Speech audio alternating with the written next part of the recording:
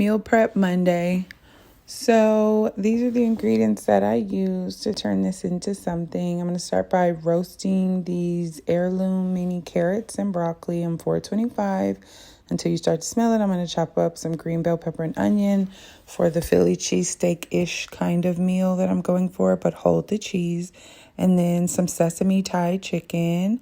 I'm gonna saute these vegetables, and I love that umami mushroom seasoning. I like to dry saute mushrooms because they already hold a lot of liquid. Then I add the Worcestershire, is that how you say it, y'all? The Worcestershire sauce to it. And then this is that lean shaved beef that Trader Joe's has, and I season that up. Then I'm gonna mix together the roasted corn and green beans. We're gonna get started on the chicken. I just cooked them for about 3-4 minutes on each side. Then I seasoned some cod. The chicken came out really, really juicy. I tossed it in a Thai chili sauce. I add some lemon to the cod. This is me portioning everything out. And this is how it turns out. Bye.